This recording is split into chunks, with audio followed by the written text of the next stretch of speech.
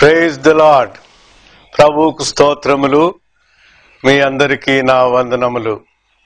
ప్రభు బిడ్డలారా, ఈ దినం ఈస్టర్, పునరుద్ధాన దినం, పునరుద్ధాన సత్యం, పునరుద్ధాన జీవం, పునరుద్ధాన బలం, పునరుద్ధాన నిరీక్షణ, ఎన్నో అనుభవాలతో మిళితమైన దినం. మనలను ప్రభు సజీవునిగా ఉంచి ప్రభు పునరుద్ధాన దినాన ఆయన పునరుద్ధానాన్ని తలపోసుకునే మహాభాగ్యం ఇచ్చినందుకై దేవునికి స్తోత్రములు. ప్రభు మనందరినీ కూడా ఈ పునరుద్ధాన శుభములతో, పునరుద్ధాన బలముతో, ఆనందముతో, నిరీక్షణతో నింపి నూతన పరిచి ముందున్న దినాల కొరకై మనలను సిద్ధపరచును గాక.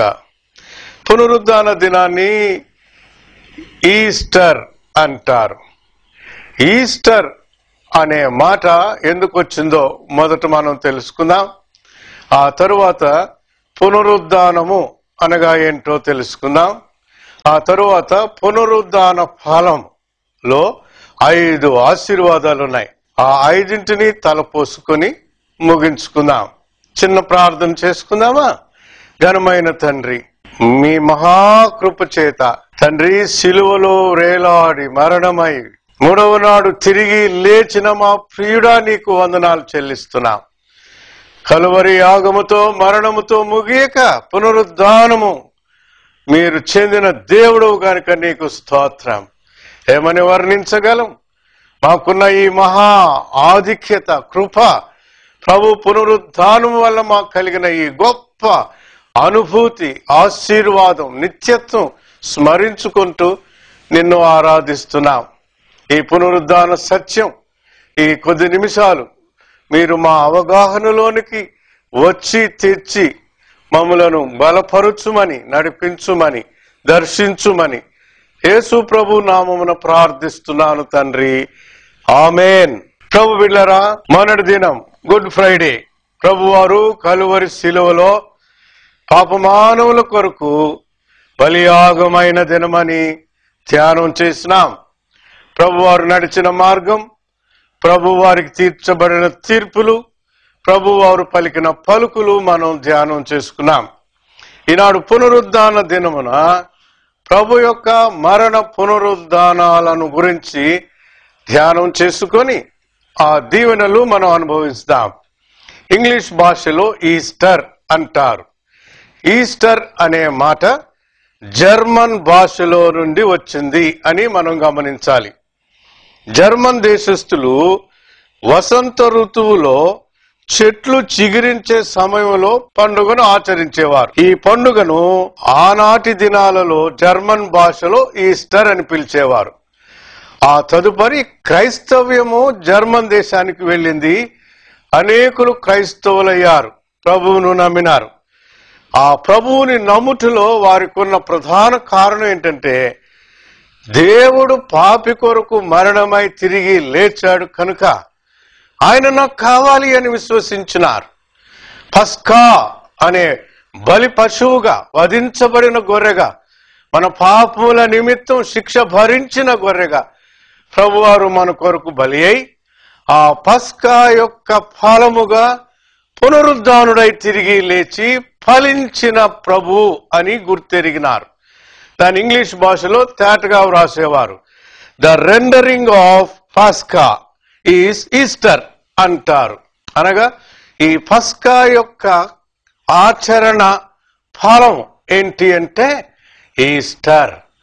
వసంత ఋతువులో ఏ రీతిగా ఎండిన స్థానంలో చిగురించిన ఆ చిగురింపు కనబడుతుందో, ప్రథమ ఫలముగా క్రీస్తు మన కొరకు ఫలించటానికి చిగురించాడు అనేది రెండరింగ్ ఆఫ్ పాస్కా అని దీనికి అంతవరకు వారు ఆచరించే ఈస్టర్ పండుగ పేరు దీనికి అన్వర్తించినారు. కాబట్టి దీనిని ఈస్టర్ అనే పేరుతో పిలిచారు. ఆ తరువాత వేదాంత కర్తలు అనేకులు దీనిని క్షుణ్ణంగా పరిశీలన చేసి, మరి ముఖ్యంగా టిండేల్, ఆ తరువాత కవర్డేల్, థియాలజీలో మనం వీరిని గురించి చదువుతాం కదా, వీరు ఈ ఈస్టర్ అనే మాటను నిర్ధారించారు. కాబట్టి పునరుద్ధానమును ఈస్టర్ పండుగ అని మనం పిలుస్తాం. ఇక రెండో అంశానికి వెళదాం. పునరుద్ధానము అనగానేమి? పునరుద్ధానములో రెండు మాటలున్నాయి. పునరుద్ధానము అనగా తిరిగి లేచుట, చనిపోయిన వారు బ్రతికింపబడుట. అలాగైతే చనిపోయిన వారు బ్రతికిన దాఖలాలు ఉన్నాయిగా బైబిల్లో. లాజరు, అధికారి కుమార్తె, నాయను గ్రామములోని విధవరాలి కుమారుడు, వీళ్ళందరూ పునరుద్ధానులా? కాదు, కాదు, కానే కాదు. పునర్జీవించబడ్డారు వారు తప్ప పునరుద్ధానులు కారు. అంటే అర్థం ఏంటండి? పునరుద్ధానం అనగా మరల మరణము లేకుండా బ్రతికించబడుట. పునర్జీవం అంటే పై చెప్పుకున్న వారు బ్రతికించబడ్డారు, తరువాత మరలా వాళ్ళు చనిపోయినారు. అధికారి కుమార్తె మరలా చనిపోయింది కదా, లాజరు మరలా చనిపోయినాడు. అలాగే ఆ నాయను విధవరాలి కుమారుడు బ్రతికించబడ్డాడు, మరలా చనిపోయినాడు. కాబట్టి అది పునర్జీవమే గాని పునరుద్ధానం కాదు. మరలా మరణించకుండా ఒకేసారి మరణమును గెలిచి లేచిన ఒకే ఒక వ్యక్తి దేవుడు, ప్రభువైన యేసు క్రీస్తు వారే. కాబట్టి ప్రభువైన యేసు క్రీస్తు వారే పునరుద్ధానుడు అనేది మనము గమనించాలి. కారణం, యేసు ప్రభు వారు పునరుద్ధానుడు అయిన తర్వాత మరలా చనిపోలేదు. దేవుని వాక్యాన్ని బట్టి యోహాను రాసిన మొదటి పత్రిక 5వ అధ్యాయం 20వ వచనంలో ఆయన నిజమైన దేవుడును నిత్య జీవమునై ఉన్నాడు, మరలా మరణము ఆయన చెందలేదు, మరణము కాలేదు. కాబట్టి యేసు ప్రభు వారే పునరుద్ధానుడు అనేది మొట్టమొదటిగా మనము గమనించాలి.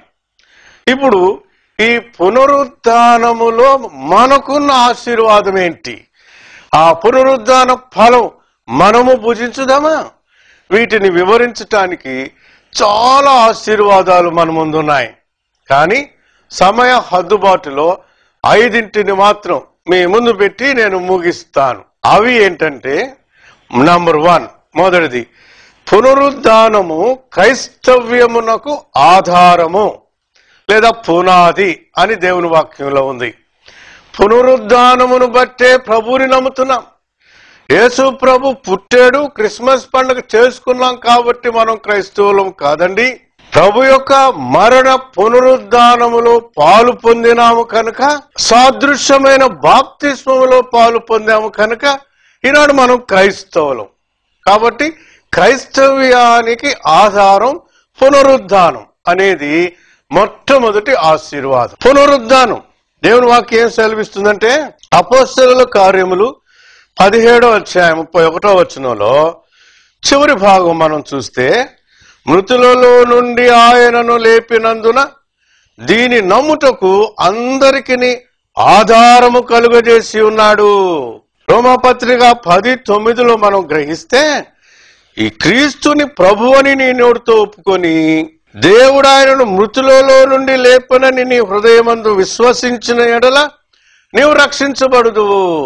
కనుక రక్షించబడటానికి ఆధారం పునరుద్ధానం. కాబట్టి పునరుద్ధానము ద్వారా మనము రక్షణ పొందాము అనేది మర్చిపోకూడదు. ఇంకాస్త దీనికి వివరణగా మరో వచనం చదివి నేను ముందుకెళ్తాను రెండో ఆశీర్వాదానికి.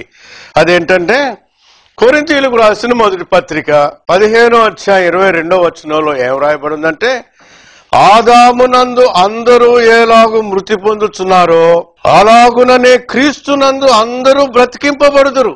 అనగా పునరుద్ధానము గలవారై పరలోకములోనికి ప్రవేశించుదురు. అనగా రక్షించబడిన వారు మరణమును గెలిచిన వారుగా, పునరుద్ధానమును ఆధారము కలిగిన వారుగా, ప్రభు పునరుద్ధానమును బట్టి పరలోకమును రక్షణను పొంది ఉన్నాము అని గ్రహించాలి. పునరుద్ధానము ద్వారా పాపము వలన, ఆదాము పాపము వలన అందరము ఆదాములో చనిపోయిన వారం. అయితే కడపటి ఆదామైన యేసు క్రీస్తు ప్రభు వారి పునరుద్ధానము వలన మనమందరము బ్రతికింపబడిన వారం. అందుకని ఎఫెసీ పత్రిక 2:1 ఏమంటారండి?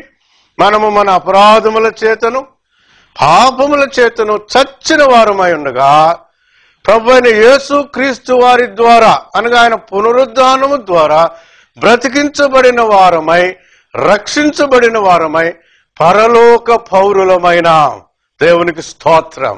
ఇది మొట్టమొదటి ఆశీర్వాదమని మనం గ్రహించాలి. దీనిని నిర్ధారించు నిమిత్తమే ప్రభువారు పునరుద్ధానుడైన తరువాత 40 దినాలు పరలోక ఆరోహణుడు కాకుండా భూమిపైనే ఉండి ఆ పునరుద్ధాన విలువ సత్యం అనేకులకు అగపడి గ్రహింపులోనికి తెచ్చి పరలోకానికి వెళ్ళాడని మనం మర్చిపోకూడదు. ఇది మొదటి సత్యం. రెండో దానికి వెళదామా? పునరుద్ధానములో నిరీక్షణ ఉన్నది. ఎంత గొప్ప మాట అండి! ఏంటి ఈ నిరీక్షణ అంటే? రోమాపత్రిక 8వ అధ్యాయం 11వ వచనం మనం చదివితే, మృతులలో నుండి యేసును లేపిన వాని ఆత్మ మీలో నివసించిన ఎడల మృతులలో నుండి క్రీస్తు యేసును లేపిన వాడు చావునకు లోనైన మీ శరీరములను కూడా మీలో నివసించుచున్న తన ఆత్మ ద్వారా జీవింపచేయును. ఆత్మ కలిగిన మనకు పునరుద్ధానము యొక్క విలువ తేటగా అర్థమయ్యేటట్టు ఈ లేఖన భాగం రాయబడి ఉంది, గ్రహించాలి.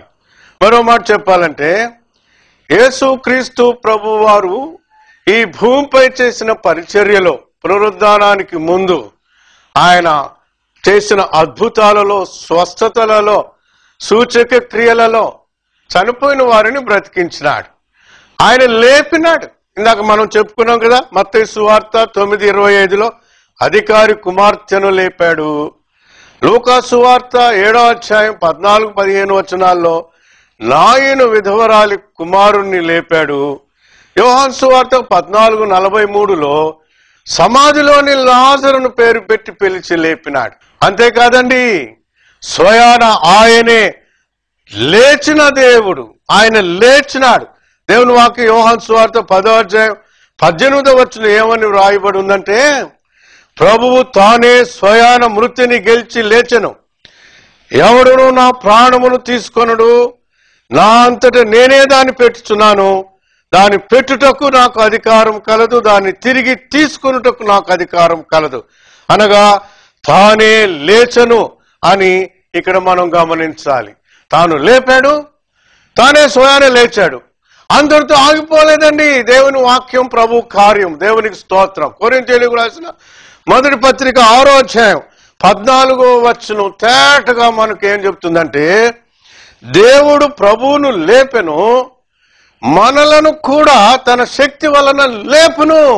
అది మన నిరీక్షణ. ఆయన లేపాడు. యేసు ప్రభు వారు మరణించిన వారిని లేపాడు.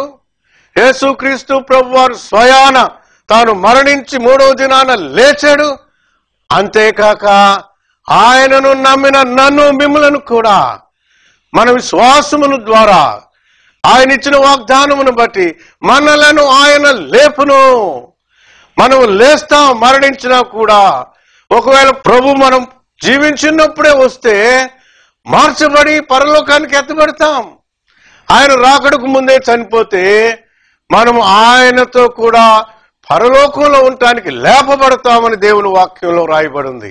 ఇది క్రైస్తవ నిరీక్షణ, పునరుద్ధానములోని 2వ ఫలం. ఇప్పుడు 3వ ఫలానికి వెళదామా?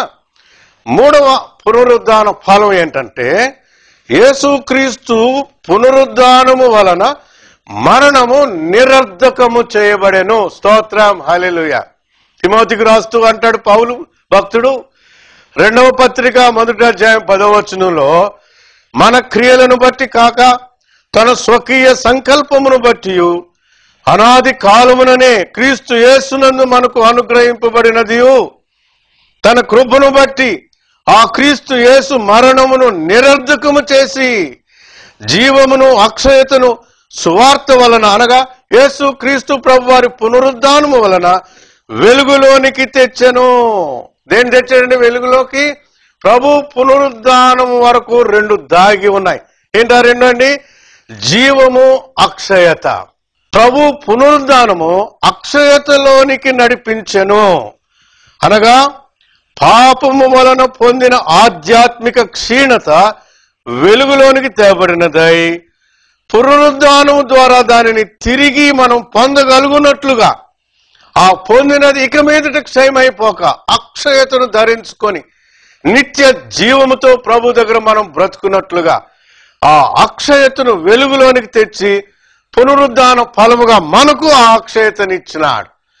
ఇంతవరకు పాపం వల్ల క్షయమైపోయాం, పాప శరీరం క్షయమైపోతుంది. కానీ పునరుద్ధానం అనేది మన ప్రాణాత్మలకు కలిగిన గొప్ప పరలోక అనుభవం ఏంటంటే అక్షయతను ధరించుకున్న వారమై ఇక ఏది క్షయము కాక క్షయమైపోయే స్వభావము మార్చబడినదై అక్షయతను ధరించుకున్న వారమై ప్రభువుతో సదాకాలం ఉండటానికై ప్రభువు మన కొరకు పునరుద్ధానుడైనాడు.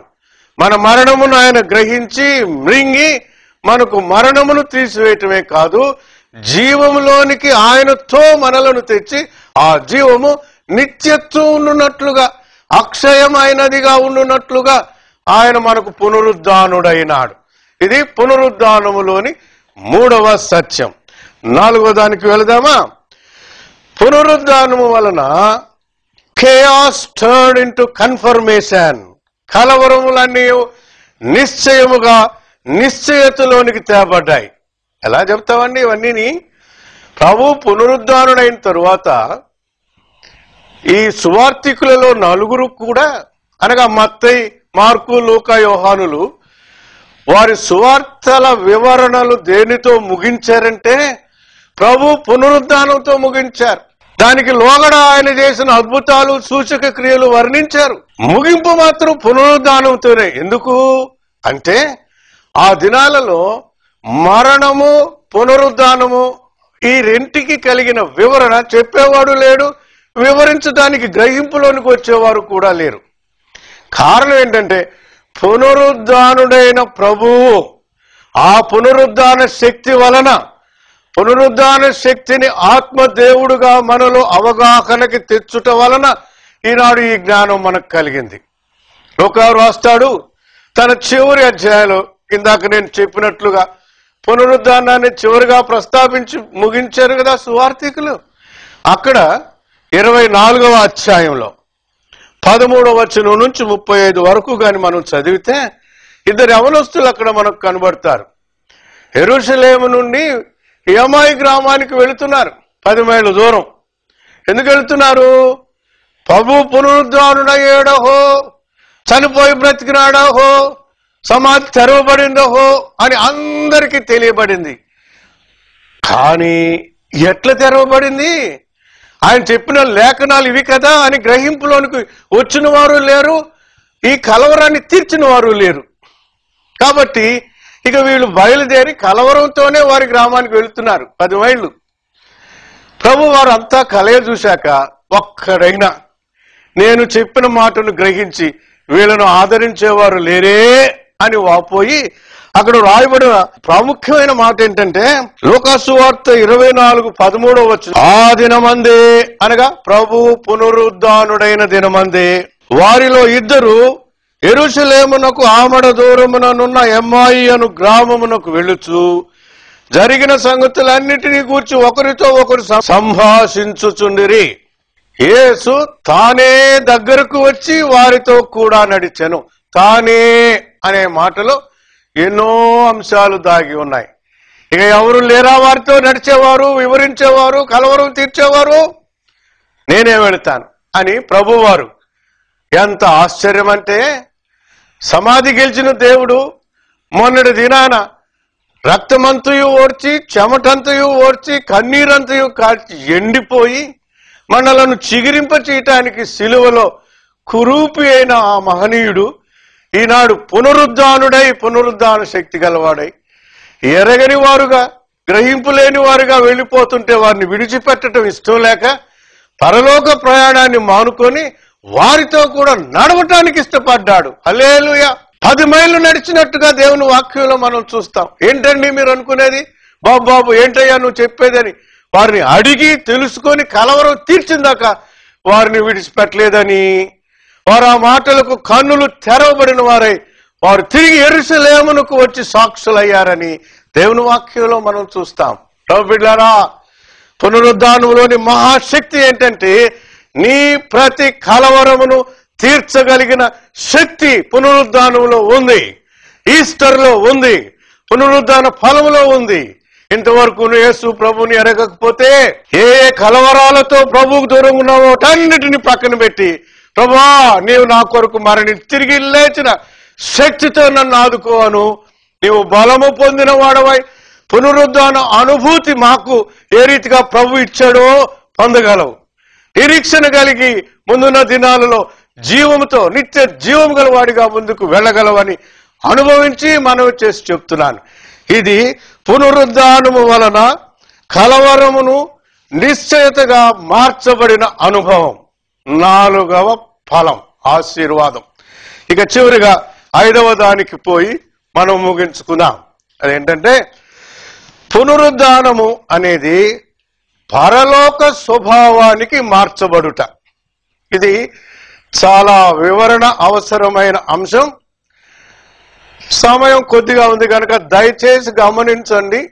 ఒకవేళ మీకు ఇంకా వివరణ కావాల్సి వస్తే నాకు ఫోన్ చేయండి. ఈ నంబర్లు కింద ఇస్తున్నారు కదా, నేను మీకు తేటగా చెప్పాలనే ఆశపడి ఉన్నాను. పునరుద్ధానము వలన పరలోక స్వభావమును సంతరించుకుంటాం. ఆ దినాలలో 3 గుంపుల వ్యక్తులు ఉండేవారు. మొదటి వారు సద్దూకయ్యులు, 2వ గుంపు ఫరిసయ్యులు, 3వ గుంపు క్రైస్తవులు.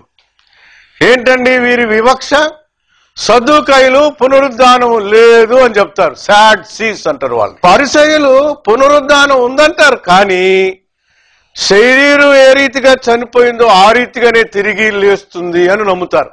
కాబట్టే అపోస్తలుడైన పౌలు తన ప్రయాణ పరిచర్యలో అపోస్తల కార్యం 17:18 32 ఈ 2 వచనాలు మనం తరచి పోల్చి చూస్తే ఆ ఏథెన్స్ ప్రాంతంలో పునరుద్ధానమును నమ్మే పరిసయ్యులు ఉన్నారు.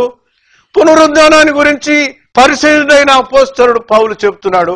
సంతోషంతో చెప్పయో వింటామన్నారు. అయితే పౌలు ఇచ్చిన వివరణకు వాళ్ళు సమ్మతించలేదు. ఎందుకని? పునరుద్ధానంలో ఏ రీతిగా శరీరం చనిపోద్దో ఆ రీతిగా లేస్తుంది అనేదే వాళ్ళ భావన పరిసయ్యులకు. కానీ క్రైస్తవ పునరుద్ధానం వ్యత్యాసము కలిగింది. ఎందుకంటే ఈ పరిసయ్యులు నమ్మే పునరుద్ధానములో శరీరం ఏ రీతిగా చనిపోతుందో ఆ రీతిగానే లేచింది అంటారు కదా. దానివల్ల ప్రయోజనం ఏంటండి?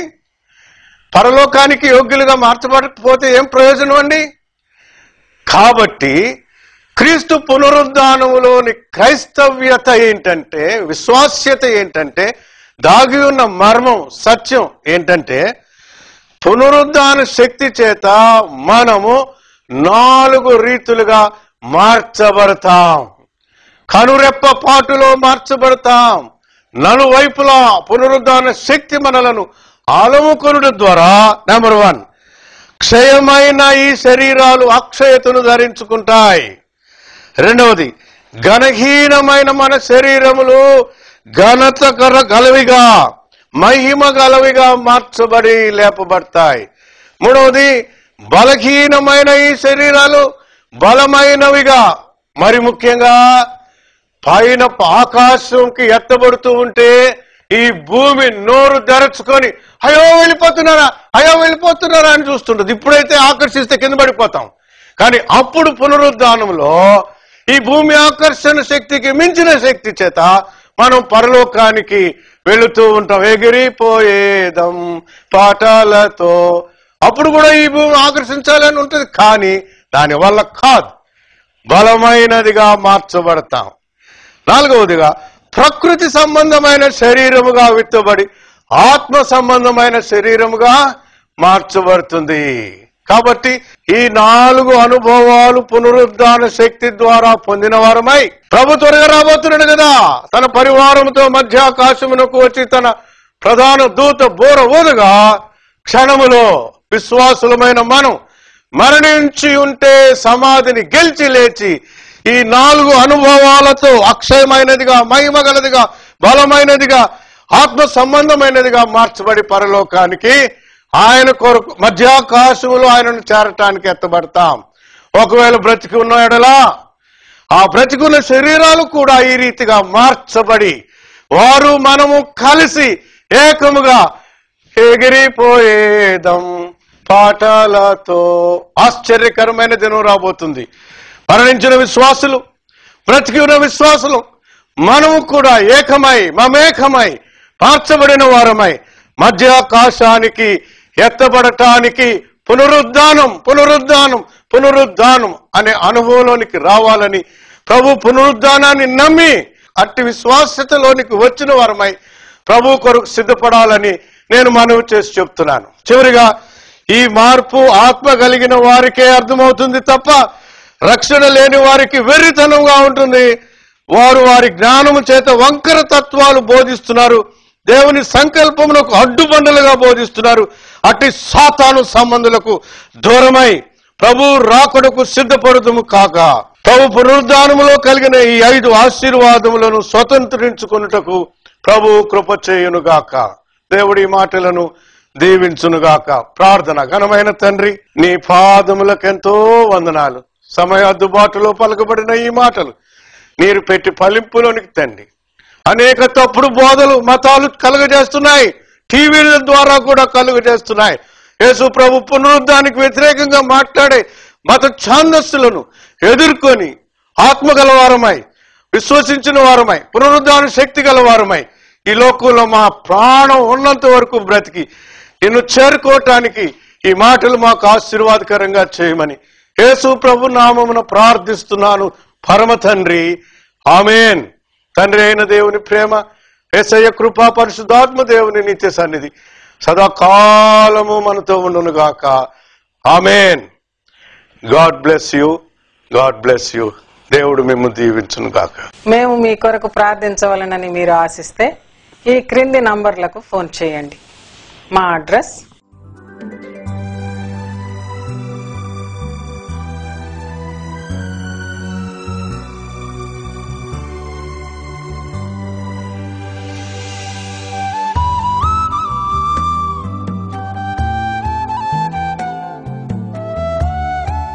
దేవునికి స్తోత్రములు, మీకు నా వందనములు.